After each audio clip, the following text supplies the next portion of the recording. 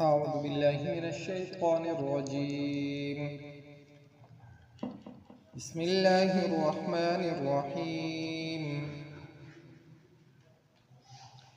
ومن دونهما جنتان فبأي آلاء ربكما تكذبان مدهامتان فبأي آلاء ربكما تكذبان.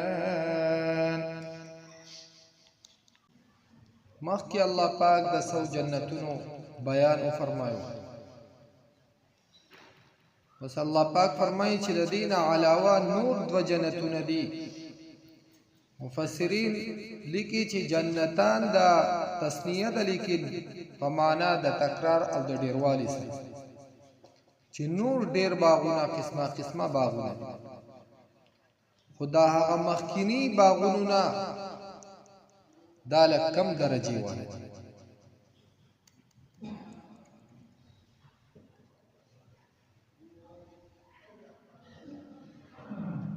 مدهامتان الله پاک فرمایي چې دغه باغونه دا ډیر شنه دي، یعنی توروالی تمایل دي، د ډیر شنوالی نه تور، چې دا د فصل په سوربوالی او په اعلاوالی باندې دلالت کوي چې دا اعلا قسم او زورور فصل دی.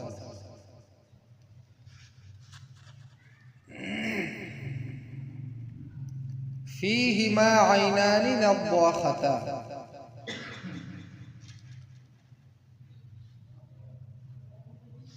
پدې کې دو چینې دي. نضاختان چې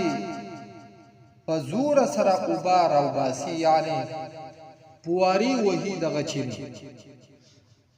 پښتو کې ورته غولۍ وهل. او دا هم صفت د دې دی چې داسې چیرین چې په هغې کې اوبه کمیږي نه.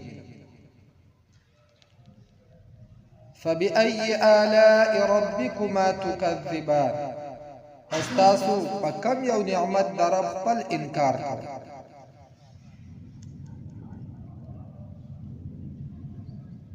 پیغمبر علیه الصلاة والسلام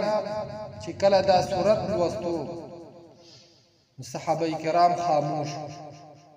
نو پیغمبر علیه الصلاة والسلام فرمایل چې کله دا سورت ما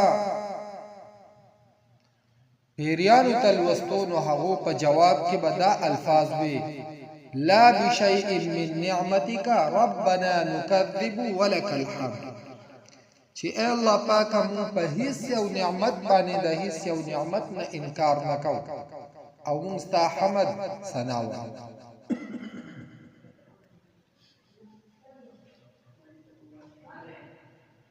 یو موقع باندې جنات راغلو، پیغمبر علیه الصلاة والسلام ته فرمایل چې مونږه جنات را جمع کړي دي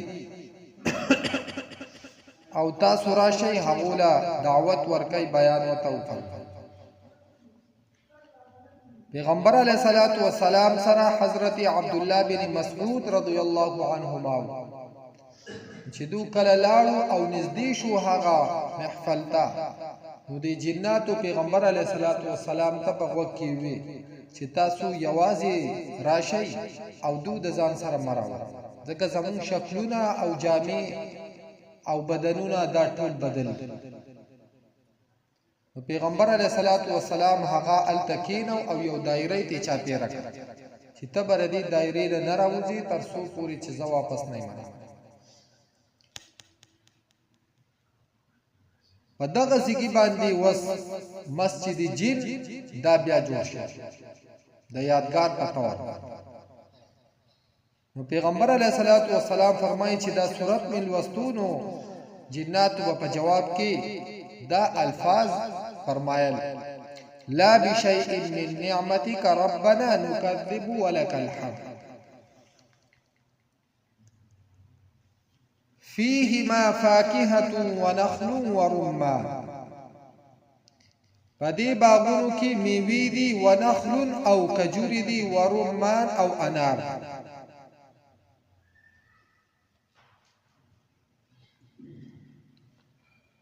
فبأي آلاء ربكما تكذبان فيهن خيرات حسان.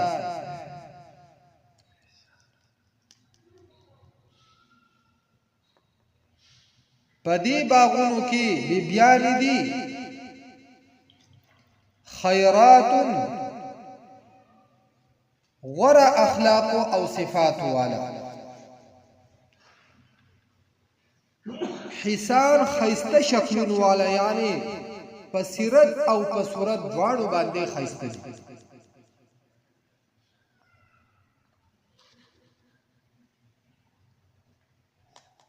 کله په دنیا کې هم الله پاک دا بعضی صفات انسان له ورکړي چې یو زنانه هغه ډیره خیسته لیکن د اخلاق په نسبت سره د هغه خواته ژوند تیرول ګران، او کله سیرت یعنی اخلاق ډیر خی خورنګ روغانی داسي چې بیا زندگی مشکله. نو الله پاک فرمایل چې دغه بیبیانې دا په سیرت او په صورت دواړو باندې اعلی اخلاق او اعلی شکل صورت او خوبصورت.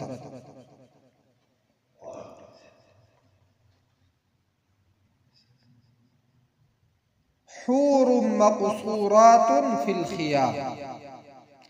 حور دی بندي ساتلې شوی فی الخیام په خیمو کې. نو بندي ساتلې شوی دا هم صفت ته ځکه د زنانه چې کله با پرده زنانه او په غیر د عذر او ضرورت نه د کور نه ناراضي، نو دا د زنانه د پاره لوی صفت. او چې کله زنانه د کور نه بے ضرورت بهر ګرځي را ګرځي د پردې د دې خیال نه کوي، نو دا د زنانه د پاره د شرم او د عار خبره، او دا په زنانه کې د عیب ګڼل کېږي. د دې وجنه اکبر الابادی چې کله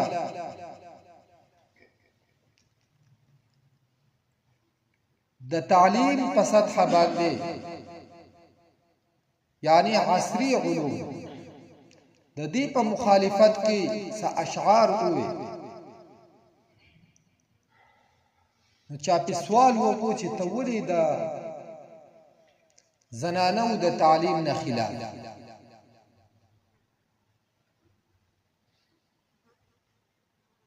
نو هغه په جواب کې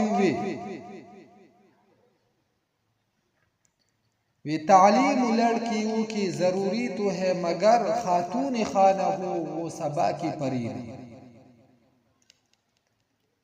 چې تعلیم خو ضروری ده لیکن په دومره مقدار کې چې په دې باندې خپل کور دا په دې باندې خیسته شي،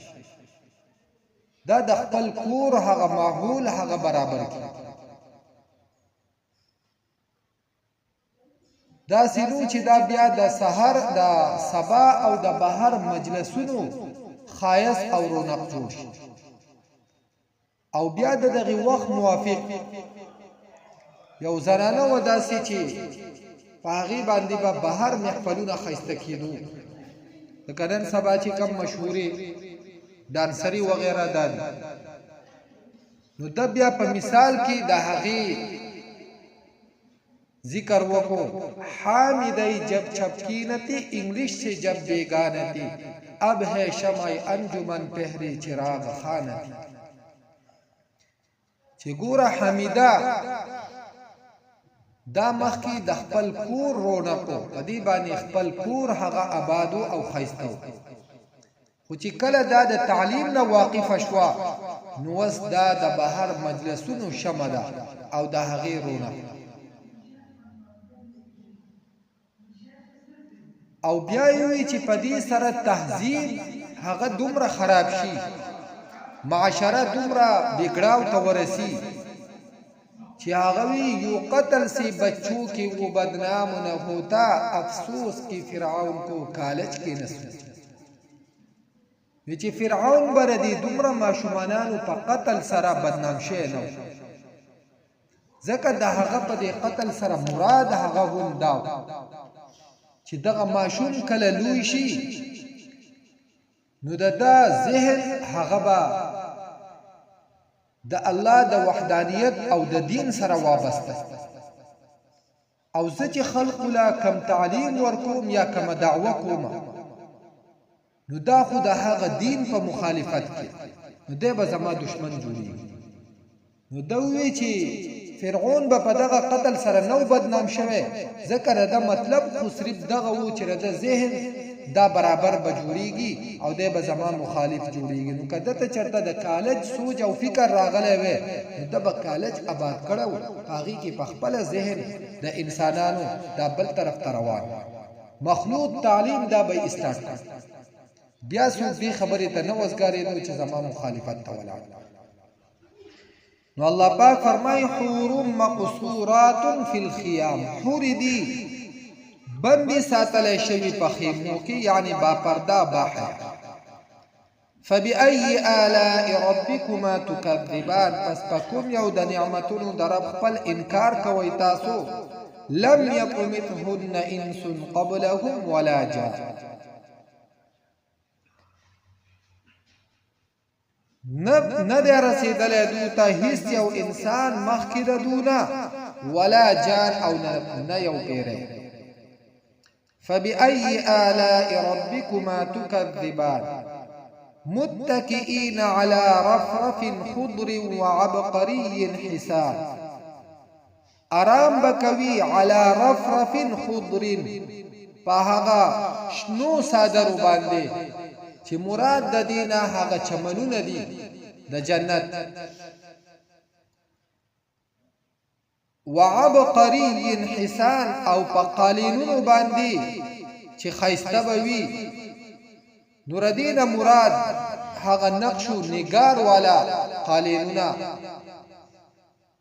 او دغه شانتی په سوپو یا په ډبل بیټو باندې چې کم صادري غړولای شي فبأي آلاء ربكما تكذبان فكم یو د نعمتونو د رب خپل انکار کوي تاسو تبارك اسم ربك ذي الجلال والإكرام برکتون والده نم د ربستا ذي الجلال والإكرام چلو شان والده او عزت والده یعنی دغه ټول صفاتونه دغه د الله پاک په دسته قدرت ومن دونهما او د دې دوانو نه علاوه جنتان نور په باغونه دي فبأي آلاء ربكما تكذبان پس پکوم یو د نعمتونو در رب خپل انکار کوي تاسو مدهامتان تکش نبوی یعنی توروالی طرف ته بمایل فبأي آلاء ربكما تكذبان فيهما عينان نضاختان پدې کې بچنی وی پواره وهونکي فبأي آلاء ربكما تكذبان فيهما فاكهة پدې کې بمیوي وی ونخل او کجوري بوي ورمان او انار بوي فبأي آلاء ربكما تكذبان فيهن خيرات پدې کې به بیان وی غوره اخلاق او صفات والا حسان خیسته شکل والا فبأي آلاء ربكما تكذبان حور حربوي مقصورات بند ساتل شوي في الخيام بخيموكي فبأي آلاء ربكما تكذبان لم يطمثهن إنس نبوي رسيد لدو تهيس يو إنسان قبلهم مخد دونا ولا جان او نيو بيري فبأي آلاء ربكما تكذبان متكئين أرام بكوي على رفرف خضر فشنو صدر باندي وعبقري حسان او پقالینو خیستو باندی فبأي آلاء ربكما تكذبان پس پکم یو د نعمتونو درب خپل انکار کوي تاسو تبارك اسم ربك بركة ولدن دربستا ذي الجلال والإكرام چلوی شان والا او عزت والده